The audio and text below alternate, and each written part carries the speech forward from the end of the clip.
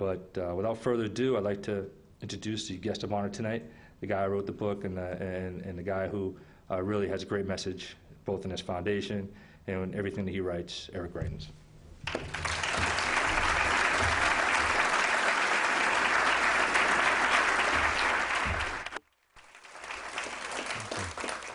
Well, first of all, good evening. Thank you all for coming out tonight. I've been looking forward to this for a long time, and I'm especially honored that Joel came out to talk tonight. Joel, thank you very much. Thank you very, very much for being here. I appreciate it. So Joel and I were joking the other day that ever since bin Laden was killed, Navy SEALs have been in the news quite a bit. And the other day I was in Spokane, Washington, and somebody asked if I would do an interview for a newspaper in Spokane about what it means to be a Navy SEAL. So I went out and I talked to a reporter, and I woke up the next day and I was excited to see that they had written a little story, and on the bottom it said, Navy SEAL says role requires humility as well as strength. I thought, oh, that's nice. That's a nice little headline about what it means to be a Navy SEAL. And then I noticed that story was right underneath a story about a wild pig that had been shot dead in the street. And that story, the headline was, Ham on the Lamb dies with a bam. And I thought, you know, no matter what the Navy SEALs do, it's tough to beat those wild pig stories. But what I thought I'd do tonight is I'm just going to start right at the beginning of The Heart and the Fist. And I'm going to read to you a passage. It comes from a time when Joel and I were serving in Iraq in 2007. We were working in an Al-Qaeda targeting cell. And our job was to capture mid to senior level Al-Qaeda leaders in and around Fallujah, Iraq. And this passage comes from that time.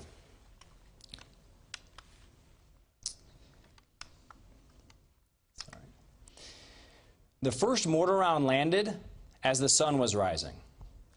Joel and I both had bottom bunks along the western wall of the barracks. As we swung our feet onto the floor, Joel said, "They better know they wake me up like this, it's going to put me in a pretty uncharitable mood." Mortars were common, and one explosion in the morning amounted to little more than an unpleasant alarm. As we began to tug on our boots, another round exploded outside, but the dull whomp of its impact meant that it had landed dozens of yards away. The insurgent mortars usually wild, inaccurate, one-time shots. Then another round landed, closer. The final round shook the walls of the barracks, and the sounds of gunfire began to rip. I have no memory of when the suicide truck bomb detonated. Lights went out, dust and smoke filled the air. I found myself lying belly down on the floor, legs crossed, hands over my ears, with my mouth wide open. My SEAL instructors had taught me to take this position during incoming artillery fire. They learned it from men who passed down the knowledge from the underwater demolition teams that had cleared the beaches at Normandy. Now, when the truck bomb went off, it actually ended up taking out the entire western wall of our barracks. And what the insurgents were doing at the time is they were actually packing chlorine into the suicide car bombs and the suicide truck bombs, and their intention was to create casualties not just with the explosion, but also by creating this poison chlorine cloud after the explosion went off. And we were in the barracks. There was a Marine who was next to me, kind of grabbed each other. We made our way outside the eastern side of the barracks, and as soon as we got outside, I fell down to my hands and knees. And because of the chlorine, my eyes were burning, and my nose was burning, and my throat was burning, and I was down on my hands and knees, and I was choking, and I was coughing.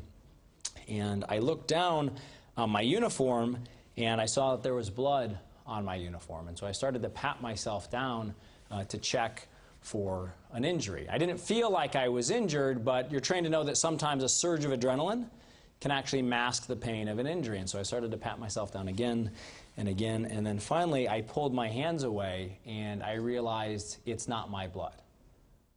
It was the blood of my friend Joel, who had been standing this close to me. And when Joel and I were serving that was just one moment from our service together on the front lines. And The Heart and the Fist is really, it's a book about service on the front lines. And I talk about service on the front lines of humanitarian work overseas, working in places like Bosnia with refugee children, working in Cambodia with kids who'd lost limbs to landmines, working in Rwanda with kids who'd been separated from their parents. Talk about what it's like going through Navy SEAL training and combat deployments overseas on the front lines of places like Iraq and Afghanistan. And then I also write about the work that we do today on the front lines here at home, working with wounded and disabled veterans to help them to find a way to win this battle on their front line so that they can come back and continue to serve as citizen leaders again. And what I've learned in all of that work is that we all have a front line in our life. We all have a place in our life where our hopes for the future and our hopes for the people that we love come right up against the reality that the world presents to us. And I believe that in order for us to be successful on those front lines, it takes a combination of courage and compassion. I think it takes a combination of the heart and the fist to be successful on those front lines. And I'm really excited to be here with all of you today, because one of the other things that I have also learned is that in order to be successful, it takes the right kinds of friends. We're back. As you may know, our colleague Tom Brokaw has been touring the country this year along Highway 50, which winds its way from Ocean City, Maryland, all the way west to Sacramento, California. It's part of his series of reports for NBC and the USA Network on the American character. Tonight we meet a veteran back from war who finds that in a lot of ways his mission is just starting. Tom found him in St. Louis along Highway 50. If it's true, much is expected from those to whom much is given. Eric Greitens is more than living up to his end of the bargain. A Rhodes Scholar turned Navy SEAL, Greitens has seen some of the worst the world has to offer. His PhD work took him across the globe, photographing those caught up in war and genocide. And he survived deployments to Afghanistan and Iraq. In March of 2007, just 2 weeks before the end of his tour, his unit was hit by a suicide truck bomb in Fallujah in Iraq. Greitens escaped with minor injuries and a whole new mission in life. One of the things that you learn in the military is that you take care of your guys. What Greitens heard from his fellow veterans was that despite their wounds, they wanted to continue to serve. So he founded The Mission Continues, an organization offering community service fellowships to wounded and disabled veterans. When we offer them a challenge, we find that many of them respond. It's the first time that somebody's come to them and has asked them to start to serve again. Philip Sturgeon was one of those who responded. An Iraqi rocket-propelled grenade left him with traumatic brain injury and post-traumatic stress disorder. Come. Good boy. As part of his fellowship, Philip is training LT, a chocolate lab, to be a service dog for another wounded veteran. How does he help you? He gives me purpose. He gives me something to look forward to during the day. He gives me a reason of being, the knowledge to know that I'm still serving, that I'm giving back to someone else. And the thing about Labradors especially, you get unconditional love from them.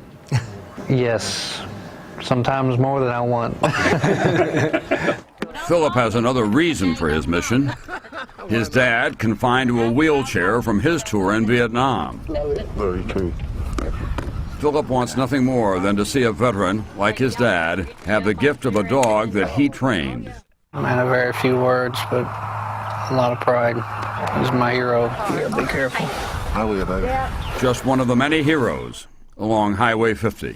People think St. Louis, driving down Highway 50, they don't realize this is one of the great last resting places in America for people who've served. Somebody can drive along Highway 50, and because of the sound barriers that are up, they might never know that they're driving right past Jefferson Barracks National Cemetery, where over 175,000 veterans and their families are buried. I think it's indicative of what we need to do as a culture, sometimes look beyond that barrier and really see all of our veterans. I was on a stretcher and the priest was trying to talk to me and started reading me the 23rd Psalms, and I was telling him I'm not dead yet. Major Anthony Smith is a fighter.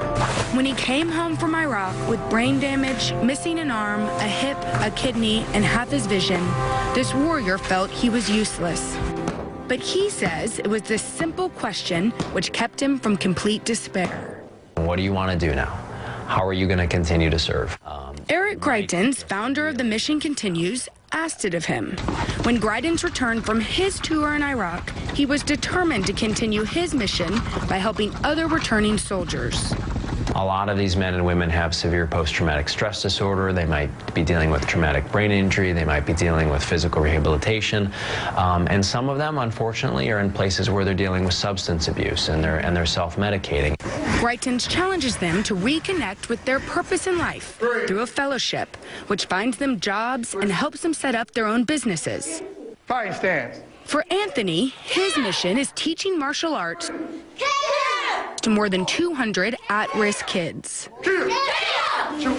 Despite his injuries, Anthony earned his black belt in martial arts, ran a triathlon, an Ironman race, and lives like he is not disabled. Their biggest struggle is when you can get past yourself. They realize that, there's a reason I'm still alive. And what he teaches his kids is so much more than merely kicking and punching. Be polite. Be polite. Be brave. Be brave. Respect yourself and others. Well, you got kids that used to say, yep, no, Now they're saying, yes, sir.